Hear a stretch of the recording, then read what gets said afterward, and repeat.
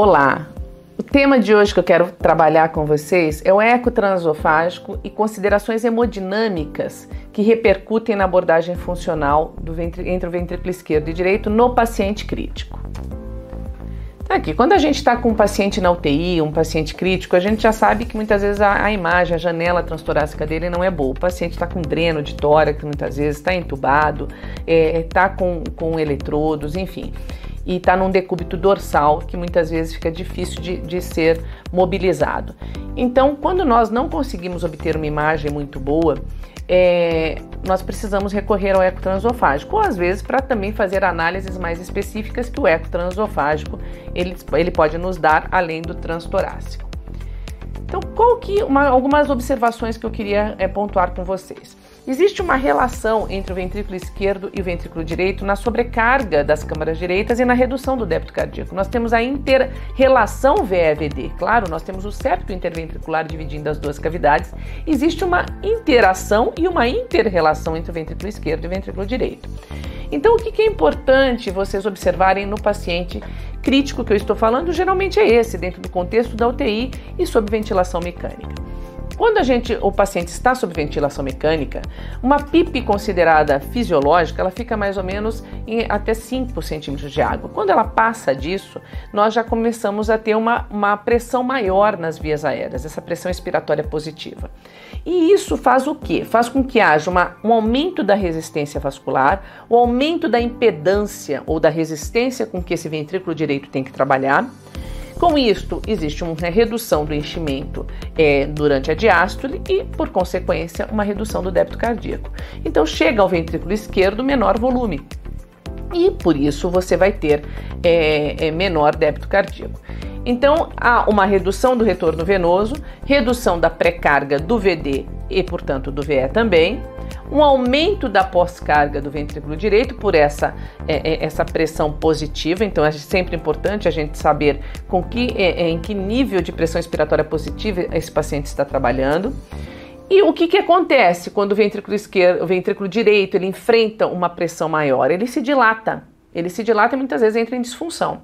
Então existe dilatação e redução da complacência desse ventrículo direito. E às vezes uma discinesia, um movimento anômalo do septo interventricular, porque ele está tentando expandir mais, ele está tentando se encher mais.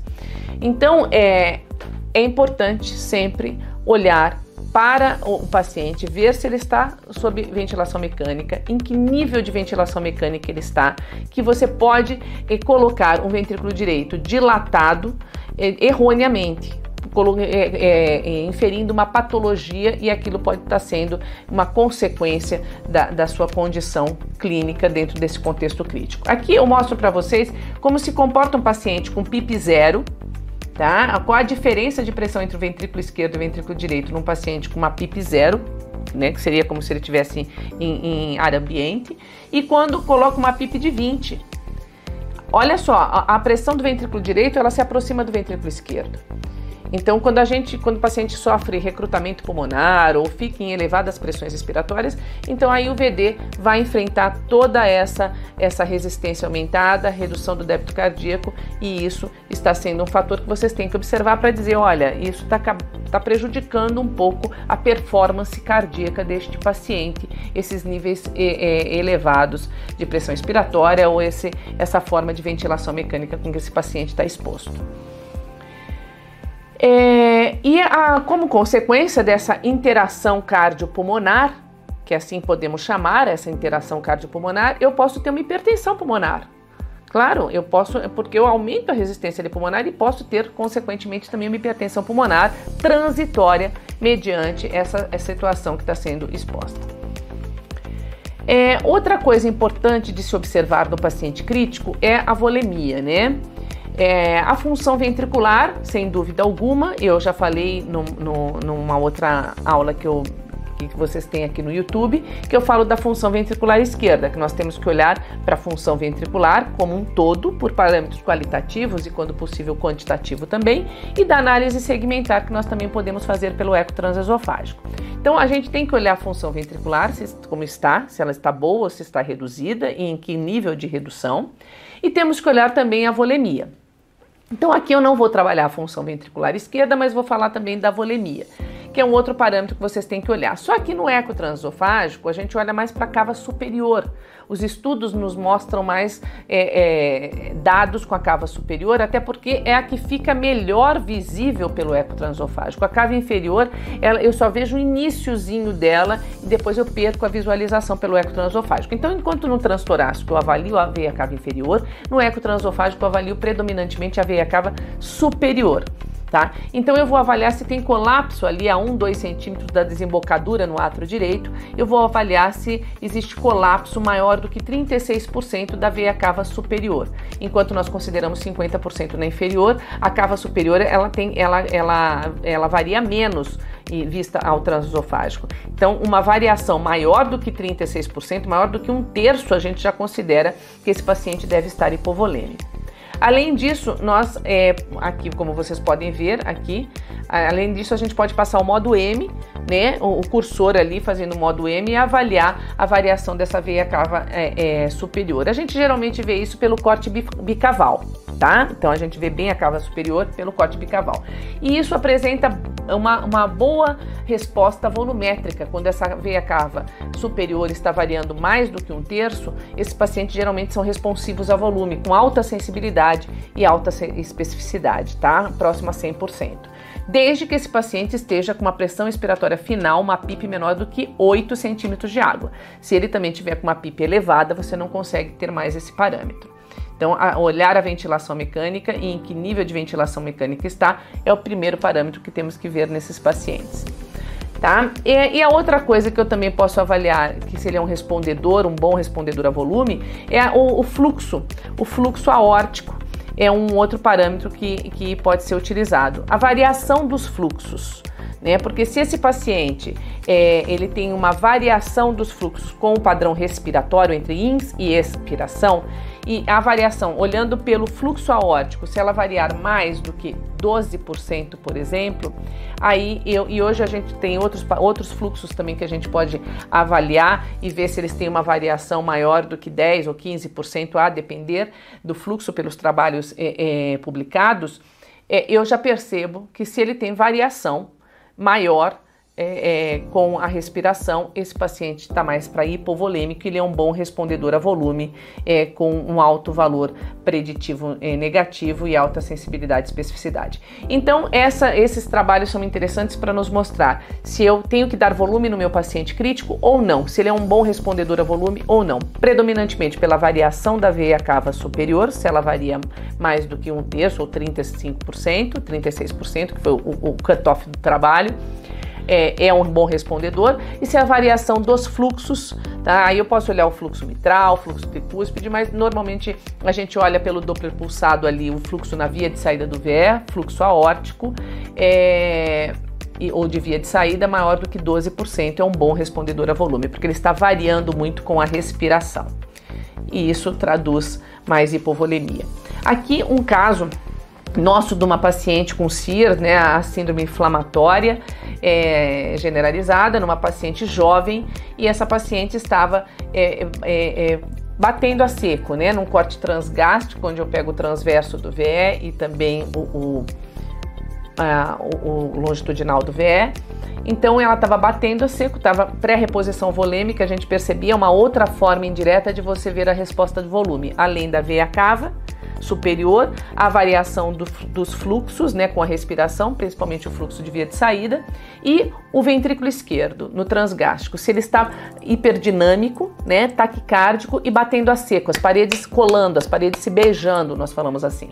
E aqui a paciente estava assim, estava taquicárdica, uma frequência cardíaca entre 103 e 115 batimentos, e as paredes colabando. E com 300 ml de solução salina, de soro fisiológico rápido, ela já começou a ter as paredes não colabarem e ela já ter uma frequência cardíaca que começou a reduzir.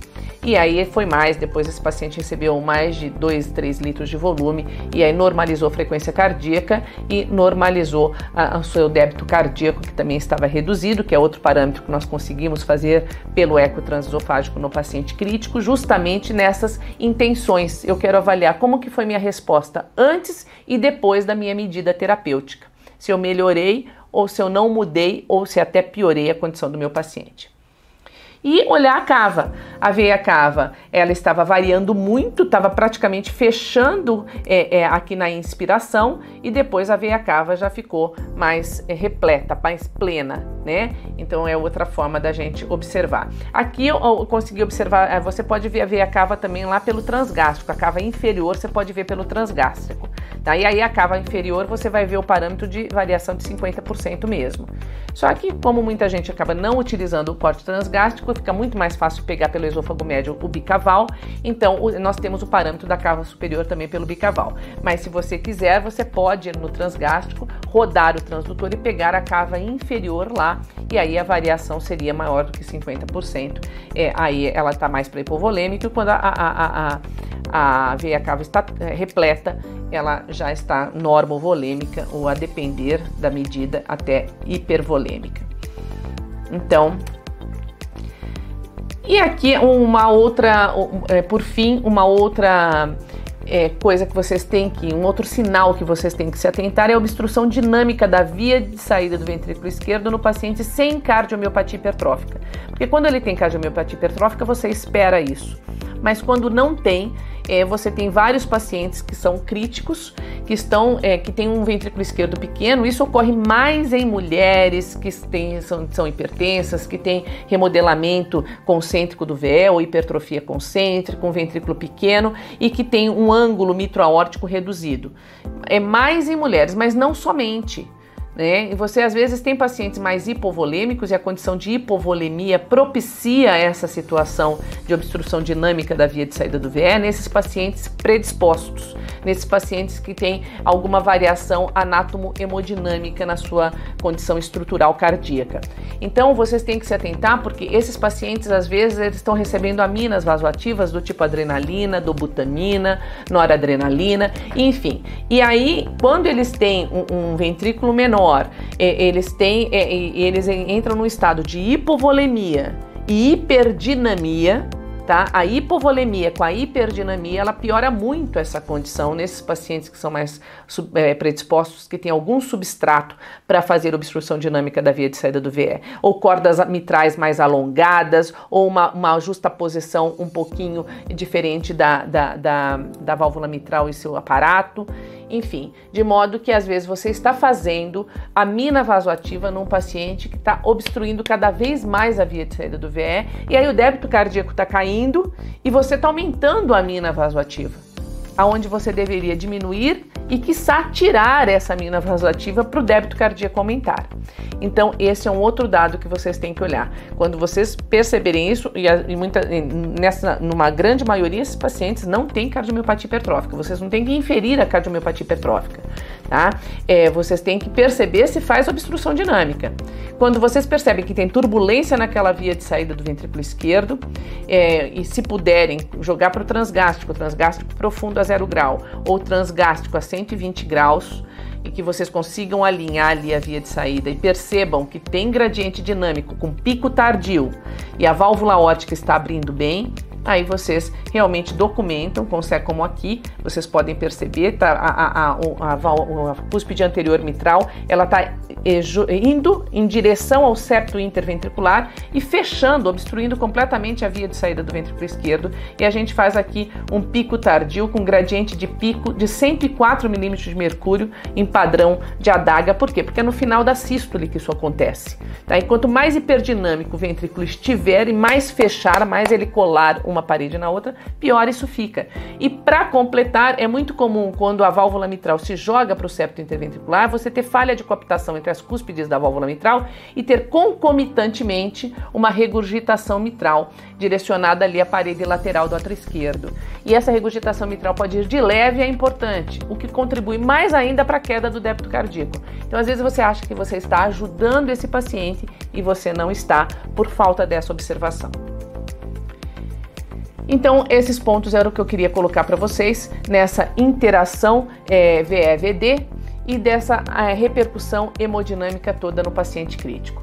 Então, avaliação de hipovolemia, avaliação da função ventricular esquerda global e regional, avaliação da obstrução dinâmica da via de saída do ventrículo esquerdo e outras situações que podem levar à instabilidade hemodinâmica do paciente, que é a presença de derrame pericárdico evoluindo para tamponamento cardíaco, a presença de distúrbios do ritmo, tá? Arritmias, tromboembolismo pulmonar e shunt intercavitário, que pode levar à hipoxemia.